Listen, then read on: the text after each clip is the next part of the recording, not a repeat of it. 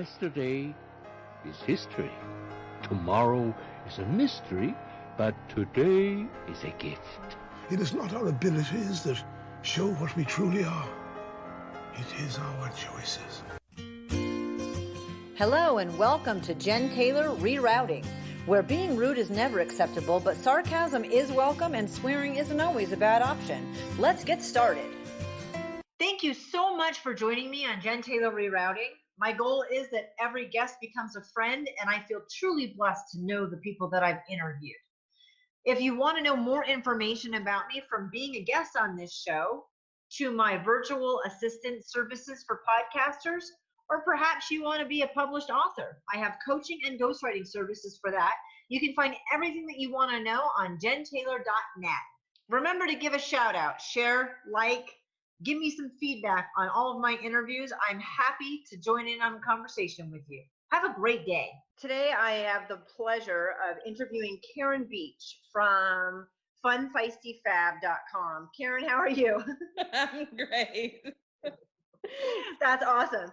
And we both have dogs here, and I'm drinking tea, and we're having lunch together. This is exactly like I like it. I'm finishing my lunch now, but the dog's not going to get my last bite. I swear he's not. That's important to point out. I'm going to talk about your website. It's funfeistyfab.com, and you do coaching for people over 40. Mm-hmm. I'm going to quote you on this because I like what you say. People, I think, sometimes are confused by coaching, or they want one, but they don't know if it's worth it. And you write in here, a coach isn't a consultant. A consultant is someone you hire to do a job for you. A coach isn't a trainer. A trainer is someone who teaches you a new skill. A coach isn't an advisor. An advisor tells you what you should do. And a coach isn't a therapist. A therapist have years of experience to help you deal with deep-seated issues. And I like that. I think that coaching is moving forward and therapy is going backwards. So I always kind of tell people, like, what happened before affects you now, but I'm not there to deal with those deep-seated issues. So you have a really fun website. Talk to me a little bit about your coaching, consulting. I want to know how people can find you. Give me all the information. Fun Feisty Fab is my website for both my coaching and for my podcast, which you can also find on iTunes, Stitcher, and anywhere good podcasts are found. But enough for that plug. I'm going to say that on my website, Fun Feisty Fab, you'll find a blog that normally references my upcoming shows.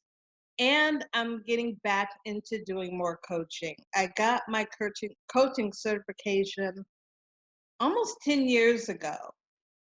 But I had a hard time at first because I didn't have a niche. And when you're trying to be everything to everybody, it doesn't work. So I put it on hold for a while. And when I started doing this podcast, which is my second podcast, because my first suffered from the same thing, I was trying to be everything to all women. But what I found in researching the audience for the second podcast, that there are a lot of podcasters who are in their 40s, or actually people that listen to podcasts.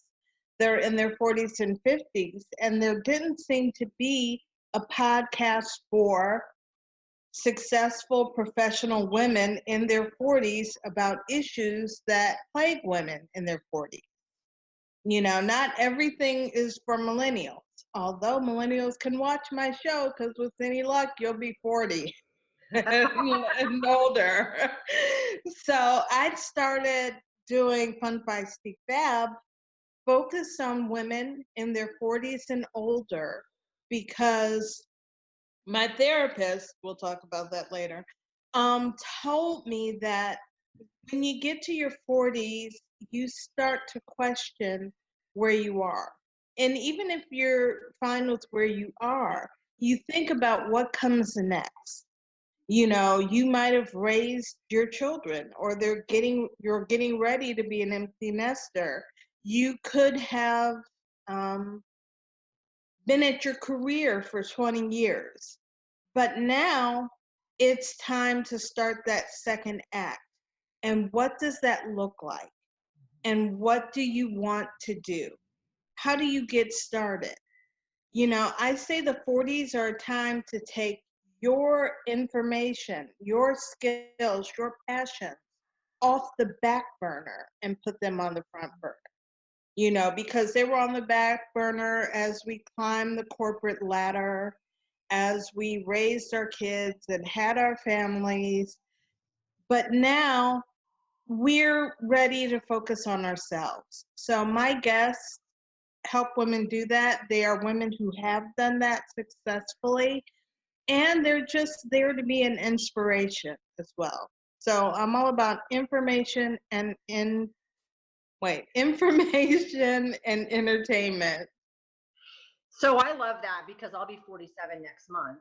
And I think inadvertently, a lot of women in that demographic are reinventing themselves without realizing they're reinventing themselves.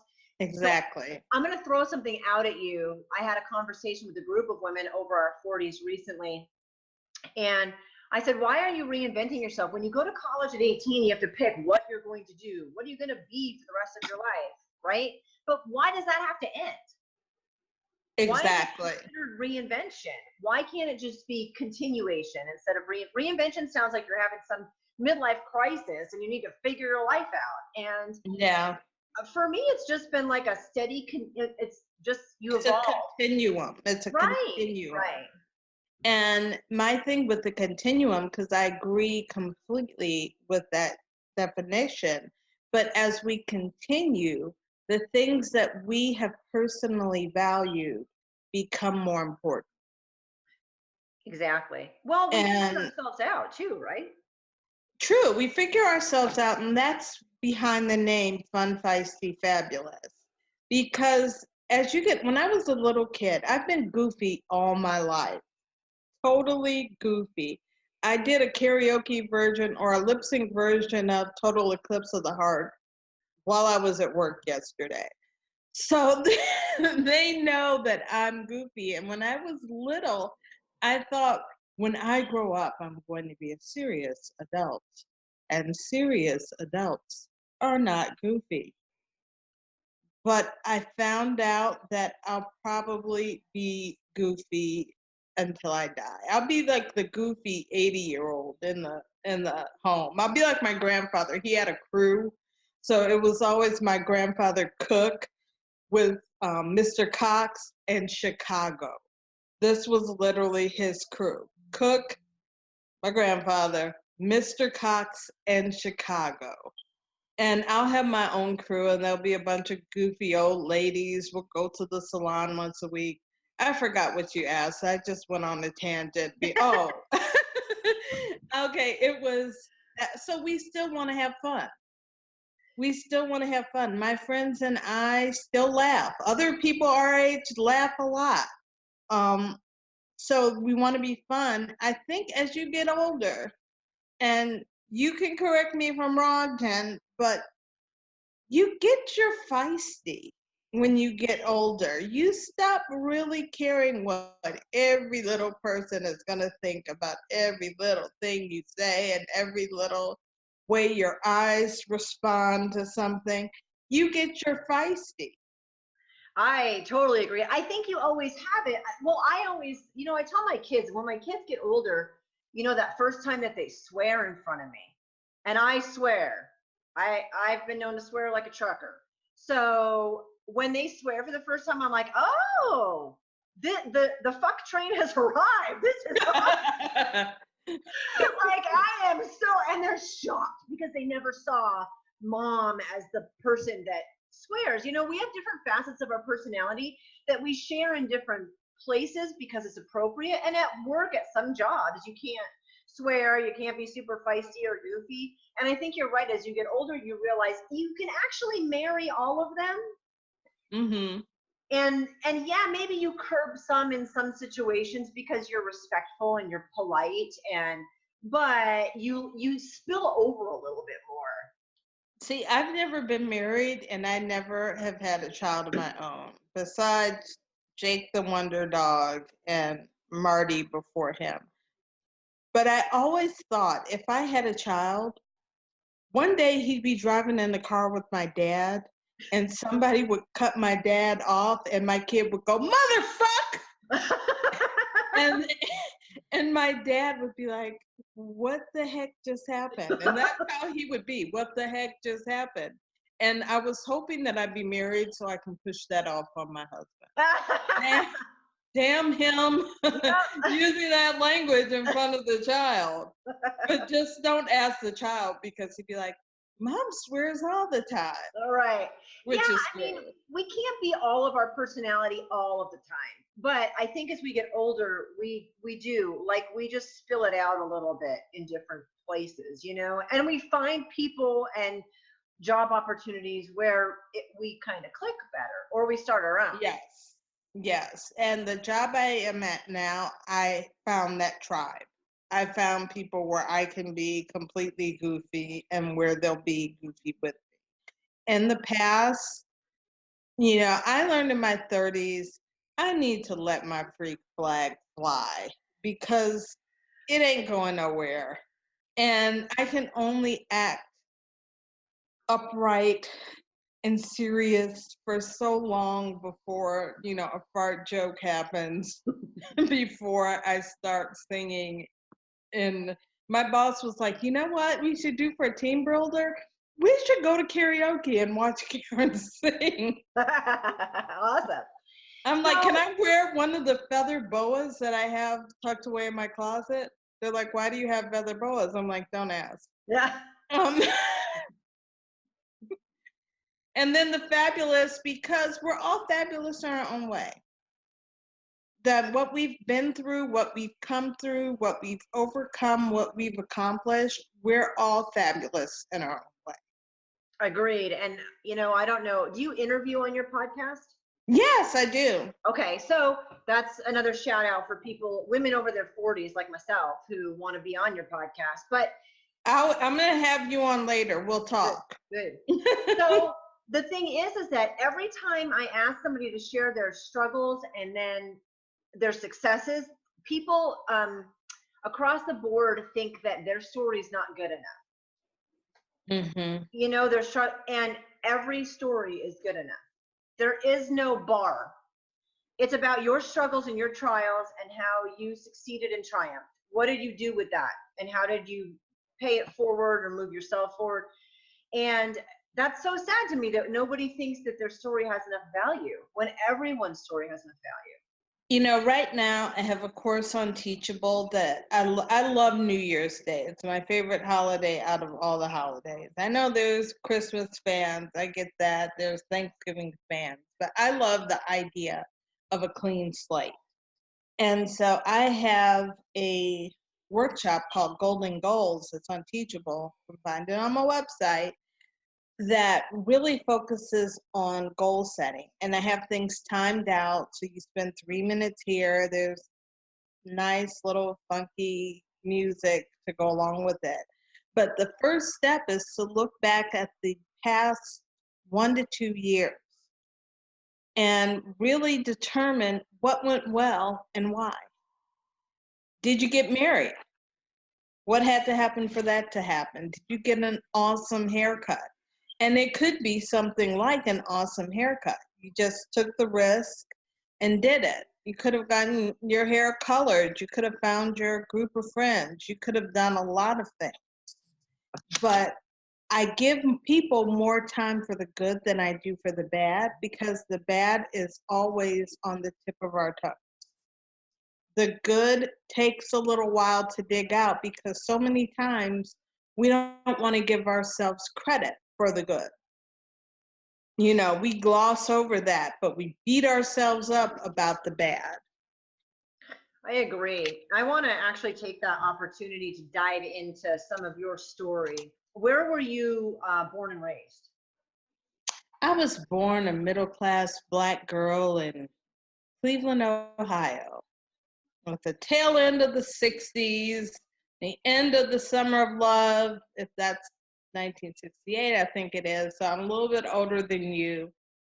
And I had a really cool childhood. It was idyllic. And people are like, no one has an ideal childhood, but I really did until I was 13 and my mom's diabetes caught up with her. Because I was born in the 60s, I don't think there was the same focus on gestational diabetes and that. I think my mother probably had, according to my doctor, she had diabetes for a long time, but it wasn't diagnosed until 2 years after she had her 9-pound baby girl, which is a sign of gestational diabetes, high birth weight babies. So she had that diagnosis, but she never really accepted it. And what I mean by that is I have memories of her eating cake, of her love of butter pecan ice cream, and fiddle faddle. She loved fiddle faddle. I don't even know if they make fiddle faddle anymore, but it's sort of like Cracker Jacks, but not really. So she loved all that and never gave any of it up. So when she was 13, when I was 13, it all started catching up with her. And she ended up within the space of 2 years losing her sight, going on to dialysis twice a month, and she even tried to kill herself. And by the time I was in 10th grade, I just finished 10th grade, she passed at the age of 44. My adopted dad passed away from diabetes also. So anybody that's lived with someone, and he took great care of himself, but lost one leg, then lost the other leg, then eyesight starts to go. It was on dialysis. Anybody who's lived through watching someone, it is horrifying to watch. Yeah, and I just had to get my A1C done. And, as I sit here, 90 pounds overweight and eating white chocolate mochas and Cokes every day, I was really scared. And I got it back and it was normal. And I'm like, that's great, but I'm wondering how much stress I'm putting on my body by doing all this. It's normal now, but it's probably normal because it's taking everything within my body to be normal.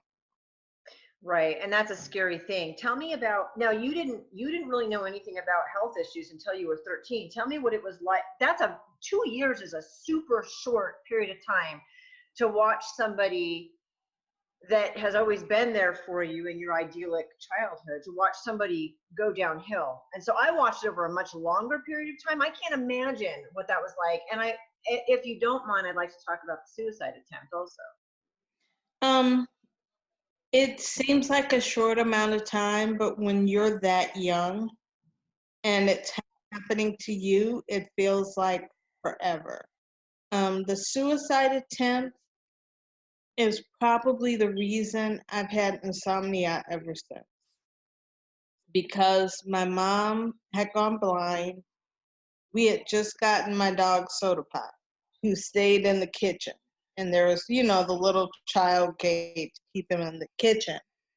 And it was the middle of the night. I don't remember hearing anything, but I shot up in bed. And like a few seconds later, I heard the gate fall in the kitchen. And my father ran downstairs and screamed, "No, Betty, why did you do this? Why did you have to die?" I remember hearing that. And I was in my bed and I couldn't move. Now, flash forward 30 years and I had my own suicide attempt. And my father came down, and it was only then that I find out what really happened, because I thought I was in bed and he came up to me telling me everything was going to be all right and his hands were covered in blood. What he remembers was I was on the stairs, kind of scared to move, and he came up to me with those hands. I definitely remember those hands. And she lived through it, but they ended up thinking my father had something to do with it and interrogating him. because she had cut both wrists and her neck. And when I talked to my current doctor about it, she's like, no, that's all the medicines that they weren't looking at back then, because they weren't really concerned with interaction. She's like, because that's not how women kill themselves. So, 30 years later, and I literally, when I was in the mental health ward, and I had to fill out all this paperwork, and they were like, "Has anybody else try to commit suicide?" And I said no, because that's how far out of my mind that was. And then as I was sitting there, I was like, "Oh, damn, my mom tried to do this." And I, caught up with the doctor, and I said, "I need to amend this," but that's how far back in my head it was. That's a very rare way, yeah, for someone to try. So she survived that, obviously. Mm-hmm. And what was the relationship with her like after that and with your dad? Our relationship survived that, because in my mind, having seen how sick she was, I kind of understood why she wouldn't want to be here, why she wouldn't want to be blind and go from this vibrant, funny, independent woman to a woman that needed to help to go to the bathroom. So I didn't blame her for that. My father, that's another story. I mean, he was there for my mother, but in some ways he was a very lousy husband.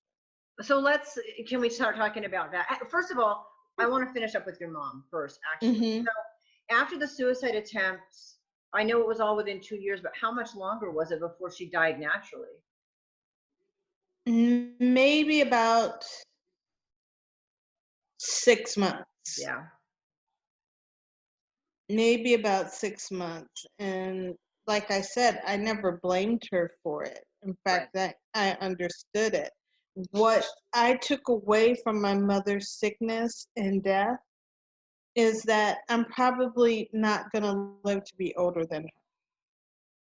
I'm probably not going to make it past 44.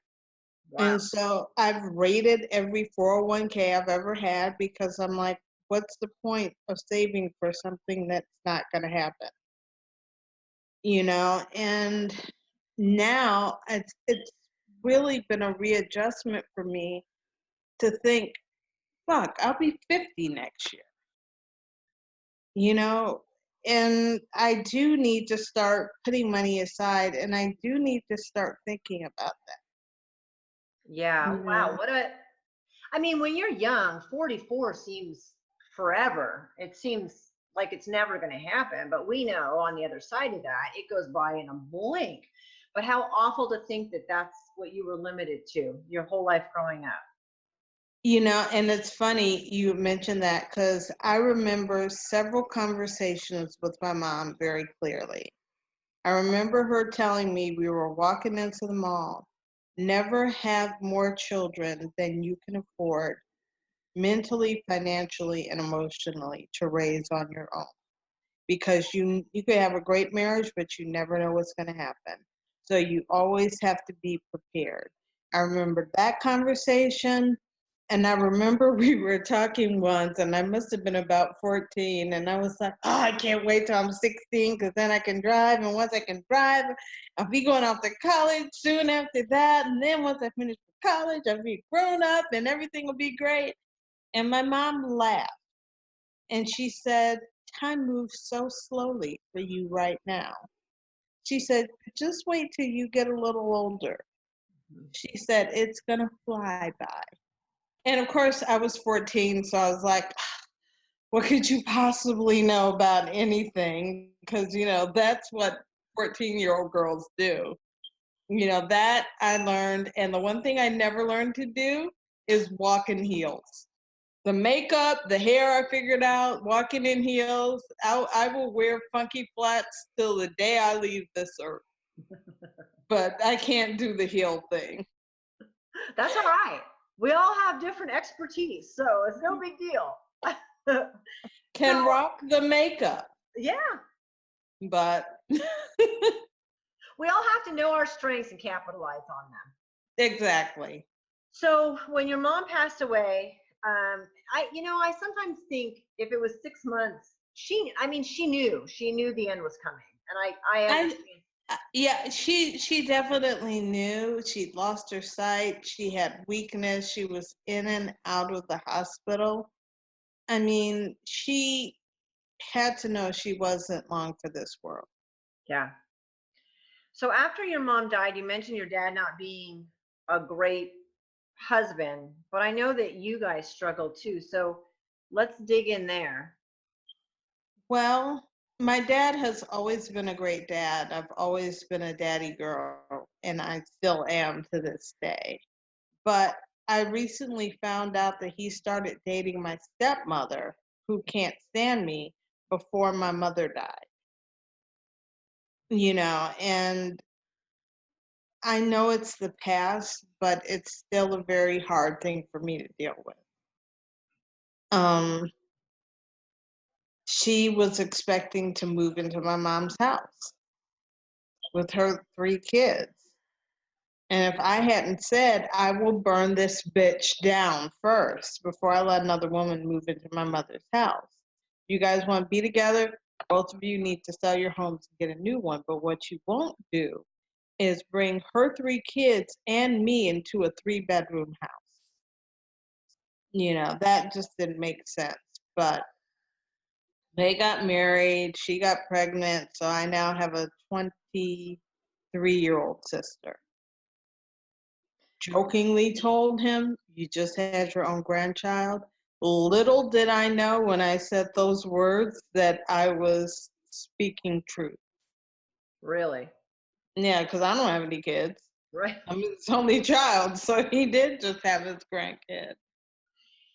So how soon after your mom was gone were you aware that they were dating? Whether an affair happened or not, It was over a year later. Okay. So I had gone through 11th grade. I believe I met her in the 12th grade. So I think that was it. And why do you guys not get along? Why doesn't she like you, do you think? I don't know. The only thing I can think of is that I sort of look like my mom. I sound like my mom, and I'm pretty much the only remnant that shows that he had a life before her. Okay. But that's never been a good relationship. Nope. And Not as when I was in college and he would rush through my Christmas gifts and then leave me at home and go to be with her. Wow. What kind of woman lets that happen? Right. Now, I'm sure she has another side and she could tell you all sorts of stories about me, but from where I'm standing, that's the way it is. So you lost your mom and probably kind of felt like you lost your dad and you were Well, I was 15. Right. And he's a man. And you're telling me things like, just drink more milk and then you won't have cramps. And I'm like, what? No. I'm like calling my Aunt Bessie in tears going, please talk to your brother and tell him that I would rather go to school and take a test on a class I have no knowledge of than feel like I feel right now. Because sometimes, when you're in your teenage years, those cramps get even worse. Right. And that's where I was. It was not a fun place to be. Yeah, it's not, there's no easy age to go through what you went through, but certainly that is a tough age to go through that. So you went to college. Mm-hmm. And dad married, had a baby. They got their own house, I'm assuming. No, she refused to sell her house after my dad sold his, so they just moved all into her house. And you moved to college at that point? I had just finished college. Okay. And we still had our house at that time, so I kind of stayed there by myself. And then when she got pregnant, they moved into her house. Got it. So at least you were a little older and kind of on your own, doing your own thing. Yeah, luckily. Yeah. So how has the relationship gone with your dad since then? This is 25 years, right? This is 25 years, but I just found out about when their relationship started Yeah. less than a year ago. And I actually had a conversation with him this weekend about it. I said, I love you and that will not change, but what you need to know is what I know. I said, we don't need to talk about this multiple times, but I just want to tell you where I'm coming from. And that was it. So I spoke for 5 minutes. He gave a sermon for 30. That's kind of normal parenting. Yeah. So I don't feel, I don't feel bad about it. I don't feel anything about it. I just need to move beyond it. So let's talk about that, because your struggle was pretty tough and your age was not ideal. And I know earlier you mentioned a therapist. So what did you do? What helped get you through your mom's illness, her suicide attempt, her death, feeling estranged? I mean, there's a lot going on. What did you do to help get past that? The thing I did was remember the type of woman my mother wanted me to be. And that's who I determined that I was going to be, because I was probably going to be that anyway. But, I wasn't going to do drugs. I wasn't going to do alcohol. She wanted me to finish school. She wanted me to speak up for myself, which I didn't really do at the time. She wanted me to be driven, which I was. So I decided the best way to honor my mother was to be that woman. That's amazing. So when did therapy start? Therapy didn't start, it happened off and on, but it didn't start till I was in my 30s, because what my dad did, um, since he didn't want to be there, I did my own college applications, I cooked my own food, I washed my own clothes. And what my dad would do was kind of throw money at me. And I know that sounds like ideal for some people, but I developed a really bad compulsive spending habit, something I literally still grapple with today. But I went home for a wedding and I came back, my cable was off, my phone was off, because, that was back in the day where we actually had telephones. And there was a note on my door that my electricity was about to get cut off. And why? Because my stepbrother had a wedding. They called me on Tuesday and said, "Are you going to be here for the rehearsal dinner?"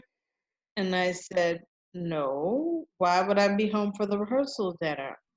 "Oh, because you're supposed to read First Corinthians. Da, da, da, da." I'm like, okay, nobody told me that. So now I need to get a dress. So I went out to the mall and I couldn't find a dress. I found 5 dresses. I found 3 pair of shoes. On the drive home, it was Labor Day weekend. Great weekend to get your summer stuff cheap. Went to a store, dropped about $400 on clearance items that I couldn't return. Went home, had my dad tell me, "I don't like any of those dresses. Let's go buy a new dress on Saturday." So the people around me kind of encouraged that. So I had that problem, and that's what made me seek a therapist the first time. I went through my company's EAP program, and the guy told me if there were a 30-day inpatient program for shopping, you would be in it. So that was kind of like your addiction, your therapy. Yeah, it was initially about that, and then he suggested I go to Debtors Anonymous, which I first scoffed at, but it was right around the corner from my job. So I went there and I saw people like me. people who were fuzzy about money, meaning you don't really know how much you have, you don't really know how much you owe.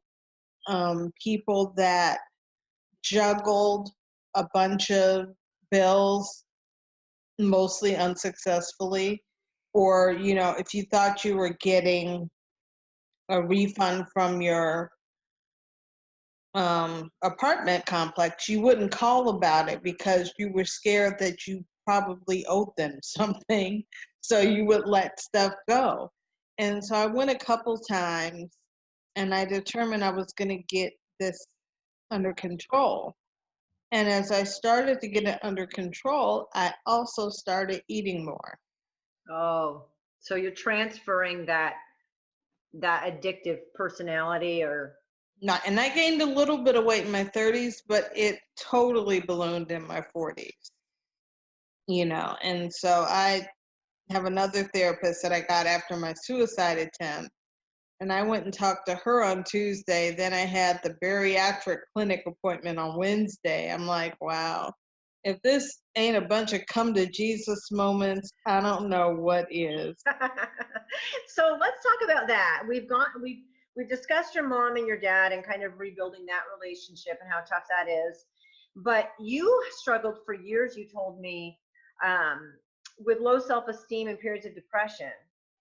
But then you had all these great things happen too. So that's a great dichotomy. If you have low self-esteem and depression, even though these good things are happening, did you feel like you didn't deserve them, or it was a fluke, or a one time? What was your brain telling you? As I gained weight, my brain kept telling me, oh my God, you're such a fat ass. How did you let this happen to yourself? Of course, no man wants to date you. Look at you. So I had that negative thing, but it's kind of weird because there's this dichotomy within me. Boy, I sound like I have a whole bunch of issues. Anyway, We all do. I've never had low self-esteem when it comes to my intelligence, when it comes to my creativity, when it comes to my ability on a job. In fact, on a job, I've been accused of being a little bit full of myself at times, because I know what I'm capable of doing, and that's never a problem. But when it comes to personal things like dating, like my weight, like all of that, you know, that's where I've always struggled with self-esteem. And I have since before my mom died. I went to school with this many Black people. And when I started in the first grade, there were this many Black people. Right. A And minority when, for sure. and when the other kind of 4 or 5 Black guys came to my grade, they would call me black and ugly. And that has an effect on you. I mean, it was before interracial dating, so white guys weren't dating me, Black guys weren't dating me. So from a very early age, I thought, well, there must be something wrong with me. Or, I'm just unlucky in love because, I'm not attractive. And that's always been in the back of my mind. And then it got worse as I gained weight. Well, nobody feels better about themselves when they gain weight. So any issue I think you have, it's just going to manifest itself in a much bigger way True. if there's weight involved. So tell me about the things I want to make a point of the things that were great, because you said that's a great understanding or clarification that you didn't have low self-esteem in all these areas. So tell me about the script and the show. Okay, so I was living in Maryland because I've lived in like 6, 7 states. You'd think I was running away from people that I owe money to, which might be true, but that's not why I moved to all these different places. So I was in Maryland. I had a boyfriend. It wasn't going anywhere. And I signed up. I used to teach classes at the local community college, Excel classes, Word classes, whatever. And because I could do that, I could sign up for a free class. I could take whatever class I wanted for free. So I signed up for a screenwriting class because I've been a writer all my life. I've made up stories all my life. And it just seemed like a good fit. I love movies. So I signed up. I got the book we needed. I read it. I was all ready for class. I had an idea for a script, and the class got canceled because there were enough people that were interested. So I'm like, you know what? I've got this book. I've read it. I know, let me try to do this and sort of teach myself.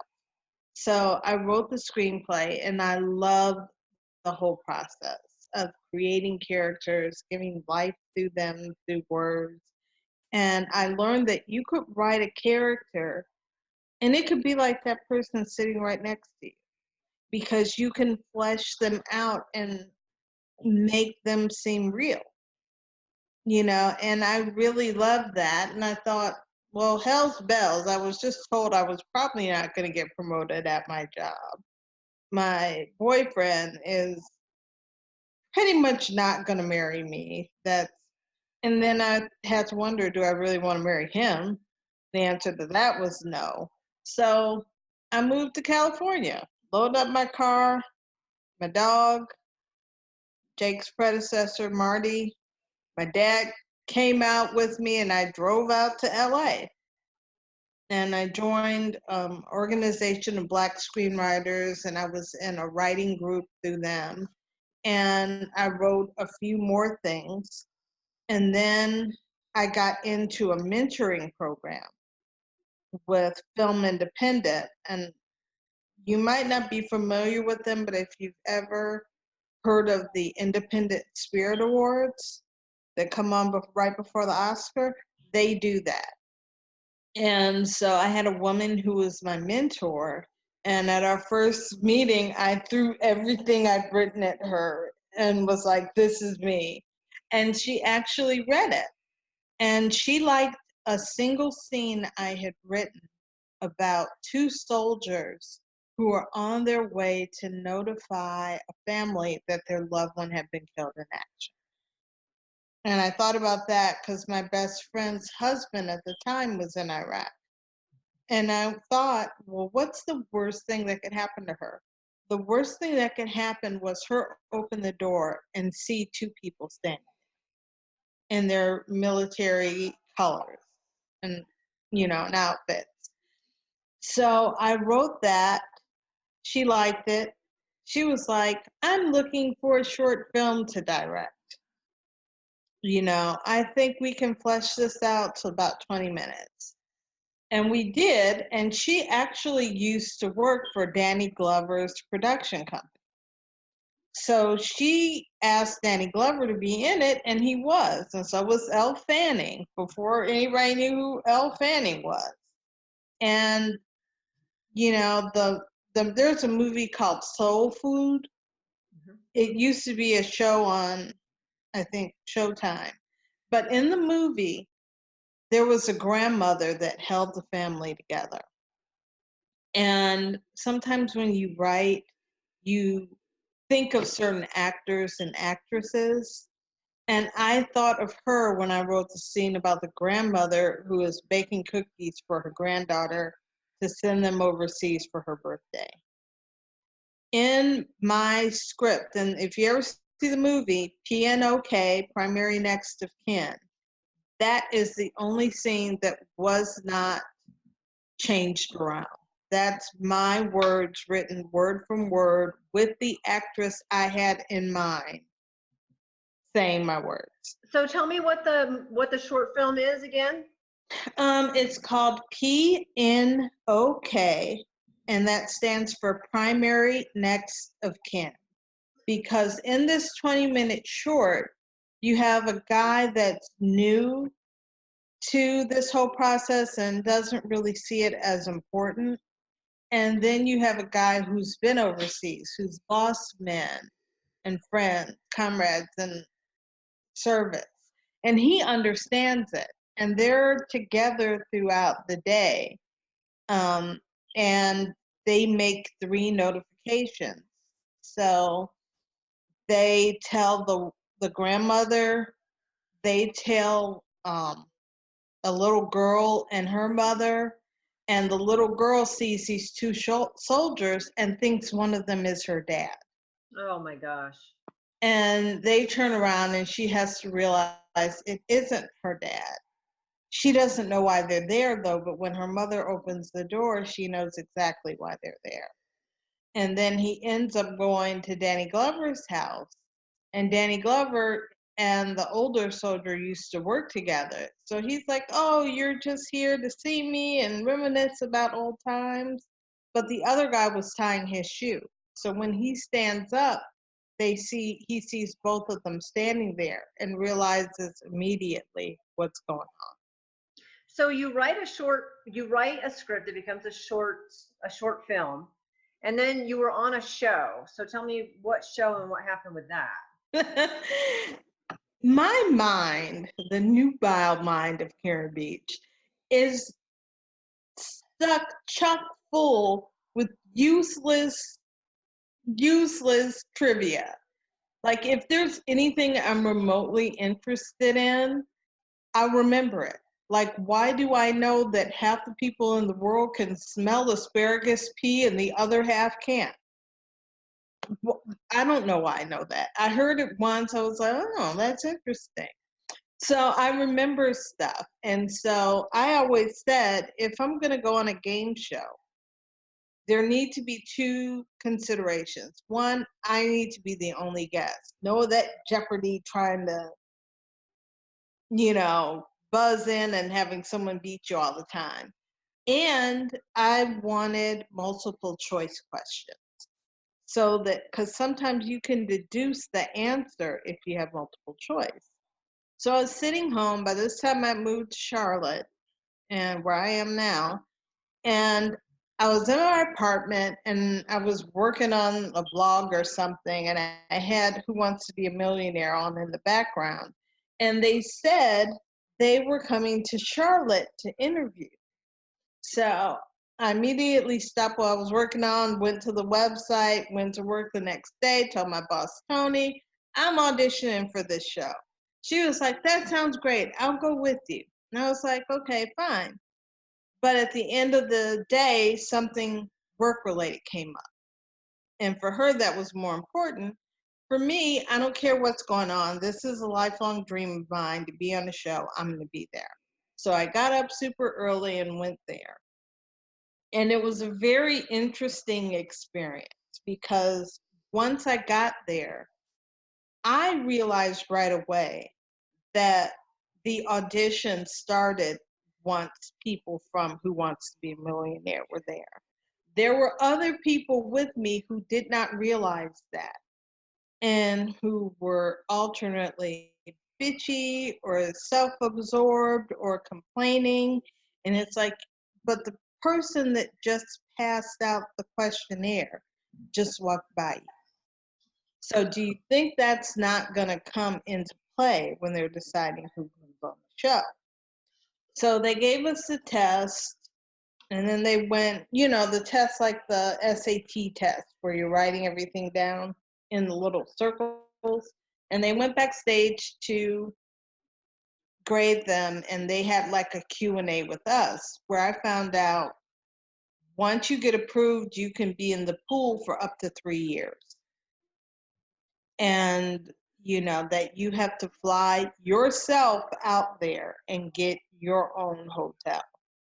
So by this time it was maybe 15 minutes had passed and they came out with the results and I passed. So then you had to go back and talk to a producer for like a minute. So I turned on the funny, and I had just moved to Charlotte the year before, and I was driving my dad's 88 BMW. Mind you, it's 2006.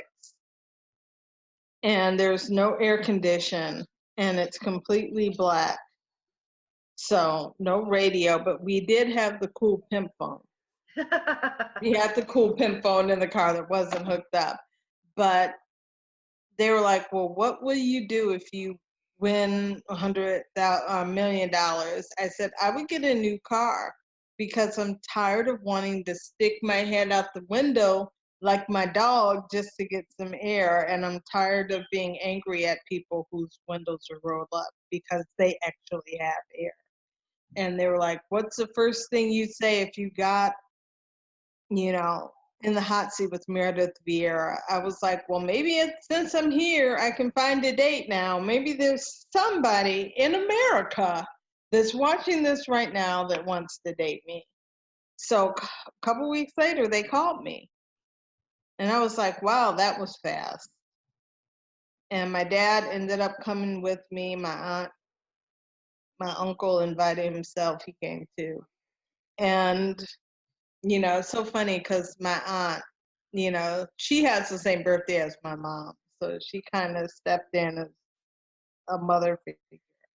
And every time we went somewhere in New York, she would say, my niece is going to be on Who Wants to Be a Millionaire because she's very smart and she went to good schools. And I would be like, they don't care on the subway. The bus boy at the restaurant could care less. But I went and it was a good experience. And how much did you win?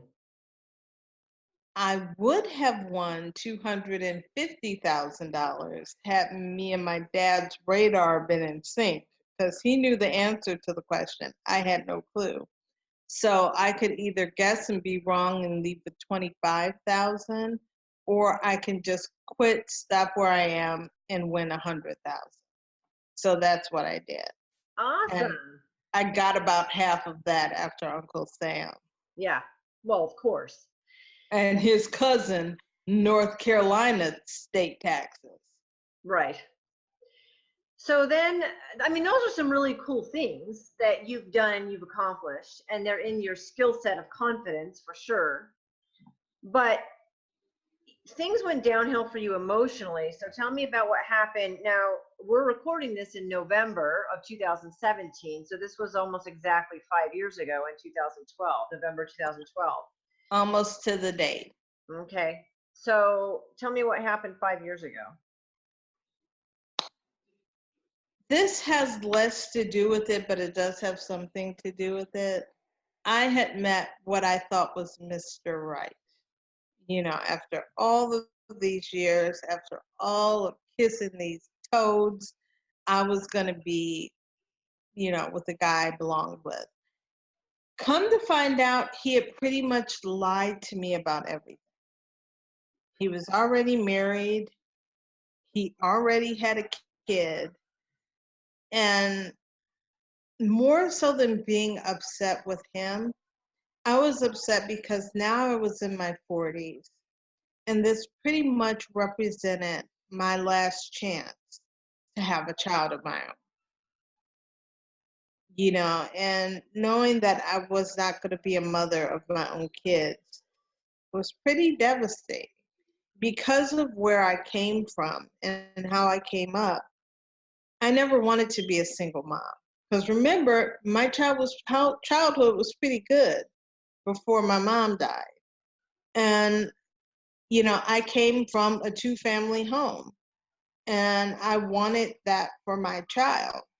But now, given the time it takes me to find a dude to date, by the time this happens again, I don't know, my ovaries would have shut down or something. So I was upset and I was grieving that. At the time, I also thought I was seeing a neurologist because they thought I had MS.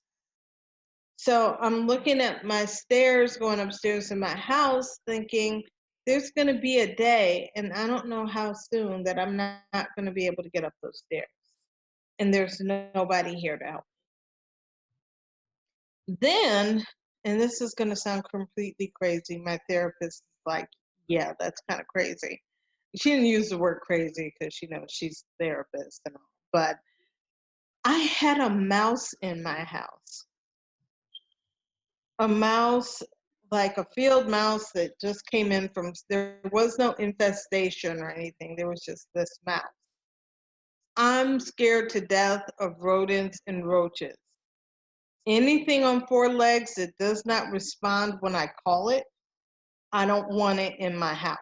So I was not sleeping at all because I'm like, is this thing in my bedroom? Is it in my bathroom? Is it going to come after my dog? And I wasn't getting any sleep. So I called my doctor and he was like, go get these anxiety pills. And I was like, okay. So I got the anxiety pills.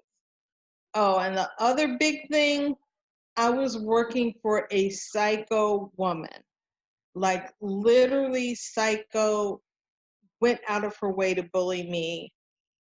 I see her walk into work in the morning and literally break her neck not to look at me to say good morning. So I was looking seriously for another job because I couldn't take working with her. So on the day that this happened, still not sleeping, even though the guy came before and said he got the mouse out, but I don't know if that's true. There could still be a mouse in my house. I don't know. Les is still a jerk. I can't have any kids. I might have MS. And now I get a phone call that says, despite great interviews, I didn't get the job I wanted. And all of a sudden, Jen, the world just crashed in on me. I couldn't pray. I couldn't stop rocking back and forth and saying, oh my God, it's always going to be this way. Nothing's ever going to change. It's always going to be like this. Nothing's going to change. And I ran upstairs and I started writing. And at first I didn't realize what I was writing. Then I realized I was apologizing to my father for taking my life.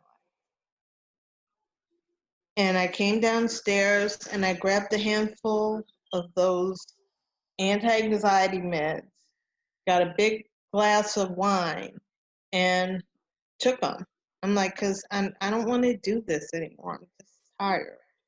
I don't want to do this anymore. It was not a cry for help or anything. It was me literally trying to check out. In the midst of me having my meltdown, my friend Cindy called. She was like, you don't sound good. I'm coming down to see you. So after I took the pills, I called her back and put on the best voice I could and said, I'm okay. You don't have to come down here. But luckily she did, and I literally woke up in the emergency room with them trying to put an IV in my neck. I have no veins. So she had found the letter and they said, well, what had happened? And she was there and she said, Karyn, please just tell them the truth. And I told them the truth.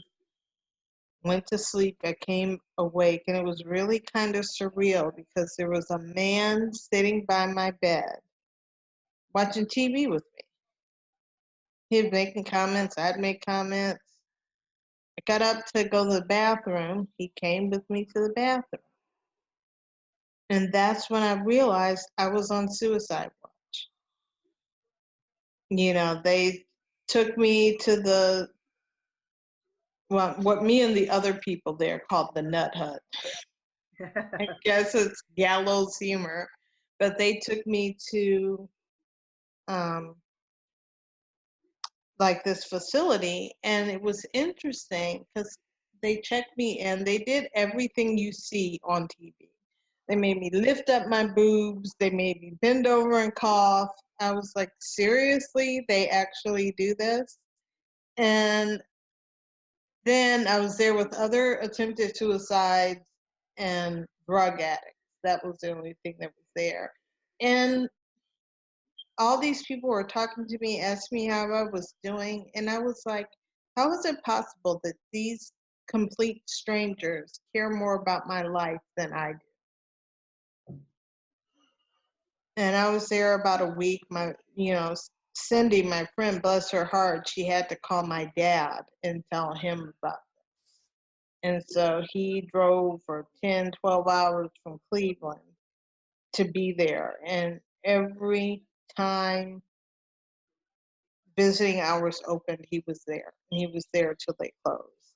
And there was one phone on the hall, and I was about the only person who got calls from friends who were checking on me and everything else. And that's when I realized, even if I never get married, even if I never have a child, I do have people that care about me.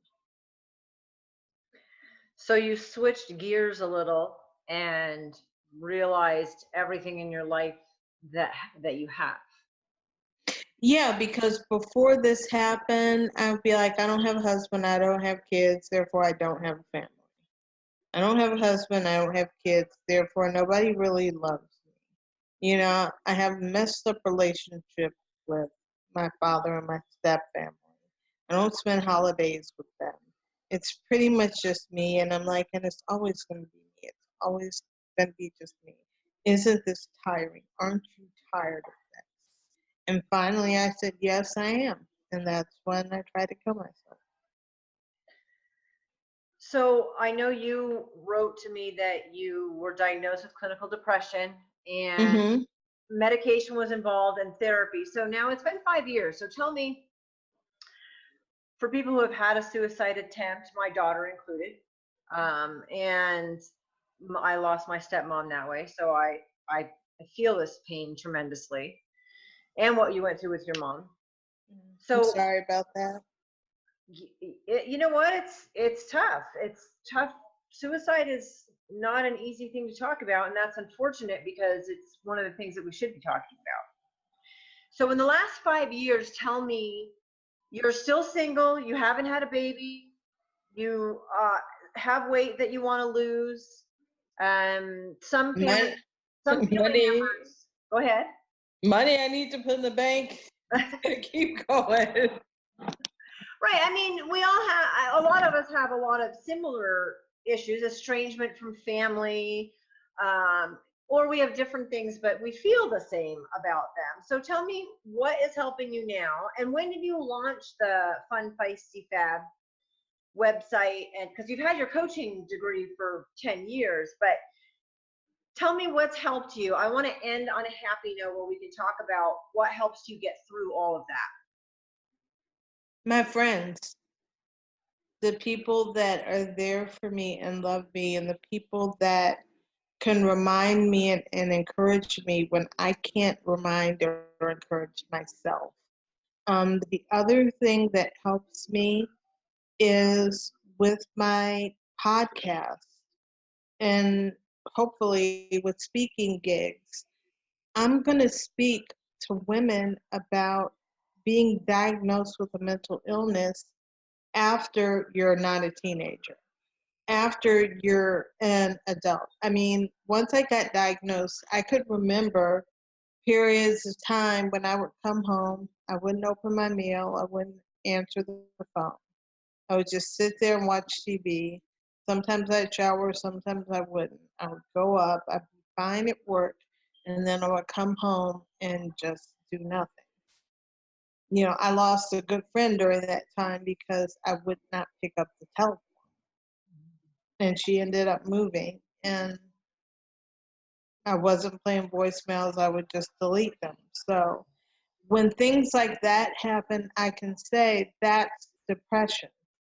A lot of the shopping I did when I was younger, every time I was upset, every time I was sad, every time I was disappointed, I would shop. Um, a lot of that was depression. And, you know, I think back, how different could my life have been if I would have gotten help earlier? But the truth is that I've gotten help now, and I'm coming now from a position that's more of strength. You know, it's like I don't feel like I'm about to fall apart anymore. And I was sitting there coloring because, God, they want you to color in that place. That's pretty much all there is to do. So I came out of there realizing two things. Three, not crazy about coloring, but I am a writer. I mean, the only pencil we could have was that small pencil that you use when you're filling out the lotto tickets. And I turned over every piece of coloring paper I could get, and I just wrote. And I just wrote, and I just wrote, because being a writer is part of who I am. So I realized that, and the other thing I realized is that maybe this happened to me because I'm in a position with my blog, with my radio show, and hopefully, like I said, next year with some opportunities to speak, to help women, older women, reclaim their lives, just like I did. You know, you don't have to suffer. You don't have to be in this negative place. You can get help and things can get better.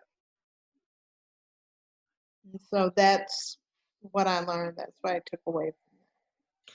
So you're feeling better now about, and I'm guessing because you're still going to therapy. Oh, yeah. So that was helpful. And you're feeling better about the things that you're grateful about in your life and where Mm-hmm. you're at, and not as stressed or upset, disappointed. I'm not sure what adjective you would use for yourself about the things like not having a child or not being married. I'm still sort of disappointed about that. I'd like to keep hope alive that maybe I could have a husband. Mm-hmm. Maybe that could still work out for me. As far as the kid, maybe there's a reason I didn't have a kid. I mean, because when I look at my life right now and what I want to do and where I want to be, I really don't have room for a kid, because having a kid changes your whole life. And if you're going to be any kind of good parent, you have to put that kid first all the time. And I think that time frame for me has passed. You know, if I'm really being honest with myself about it, I don't think this is the right time for me. I think if that was going to happen, it should have happened 10, 15 years ago. Probably 15. So you're in a really good place right now, actually. Tell me about that. I'm in a good place, but I'm not in a perfect place. I love the 9 to 5 I work. I love doing my podcast and my blog. Thought about writing a book. I don't know. Maybe I will, maybe I won't. And I want to do more speaking about mental health issues and women and men over 40. You get to a point where you think it's always going to be like this. You know, it's too late for help, and it never is. So, and to just show you how strong I am, how much I've changed for the better, I actually do have MS now. My doctor said, "Oh, you're okay. You don't have to worry about anything." And then last year, about a year ago, I went to the doctor because my right hand shakes sometimes. And they were like, "Oh, let's do an MRI." They didn't find anything about the tremor, but they found these white lesions on my brain. They referred me to another neurologist who did a boatload of tests, and they determined that I have MS, but I have primary progressive MS, which isn't the most common version. And luckily for me, they gave me an official diagnosis in June, but the only medicine out there that treats the MS that I have got FDA approval in April. Wow. So, you know, I've taken that in stride. I don't have any real symptoms now, and it was surreal because I have to go for what's called an infusion. I didn't know that an infusion was the same way people get treated for chemo. Oh. And it's like an IV. I don't know what I thought it was, but I didn't think it was that. And so the first time I went to get the infusion, they're like, oh, you have to go to the oncology center. I'm like, why am I going to the oncology center? And even on my paperwork, it's listed as chemo. So that's kind of scary, but I've managed all of it very well. I haven't been upset about it. I've just dealt with it as it comes. There has been no panic attacks, me lying in the middle of the floor, falling apart. I haven't done any of that. So I think that is a good sign that I'm in the right place. So you've remained fun, feisty, and fabulous. Always. I told my therapist there have been years of my life that have been one long improv, but this isn't one of them. I'm really in a good place. You know, I'm trying not to beat myself up about my weight, money, any of those things that continue to bother me, but I'm moving ahead in a nice direction. I appreciate so much you being willing to share your story, Karyn. Thank you so much. Thank you for having me. I really appreciate it. It's been fun, feisty, and fabulous. Always. When is it? When should it be anything but? Amen. Okay. Thank you so much for listening in to Jen Taylor Rerouting. Like, share, and of course, comment. I welcome input with attitude. Get a copy of my book on Amazon, Hello, My Name is Warrior Princess, or check out my website, jentaylor.net. And if you still want more, sign up for one of my coaching packages.